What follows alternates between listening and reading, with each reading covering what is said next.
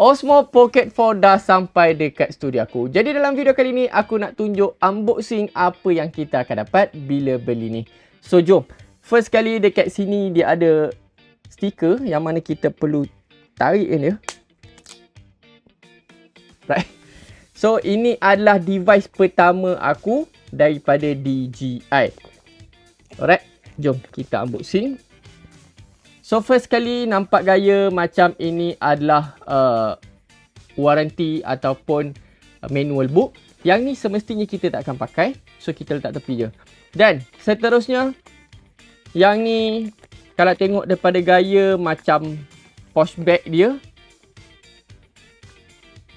Okey. Kalau tengok daripada saiz, yang ni cukup untuk kita letak Osmo Pocket 4 sahaja. Dan mungkinlah kita letak mic sikit apa benda kan. So next, yang ni semestinya full set bag daripada DJI untuk Osmo Pocket 4. Jadi bila kita buka, aku tengok macam bag dia sama je. So jom, first kali kita keluarkan device tu sendiri, letak tepi. Dalam bag yang kecil ni kita akan dapat lebih kurang dalam 11 barang. Antaranya kita akan dapat USB-C to USB-C, kita akan dapat tripod kecil, kita akan dapat charger untuk mic, dan untuk mic yang ini adalah DJI Mic 3. Wah, memang cantik. Seriously memang cantik. Okey. So dekat sini dia ada satu lock. Untuk Osmo Pocket 4, DJI just bagi lock untuk gimbal saja. Kalau korang tengok DJI Osmo Pocket 3 dia siap bagi case besar tu. Tapi case besar tu tak dapat untuk Osmo Pocket 4. Dia just bagi lock kecil ni. So, cara buka cukup mudah. Korang just tarik bahagian bawah. So, ini dia punya plastik.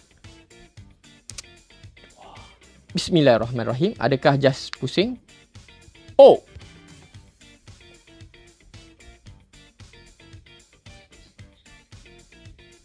Nice.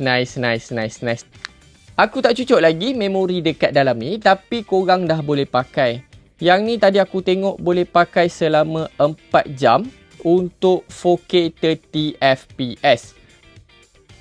Disebabkan dia dah ada internal storage. Okay.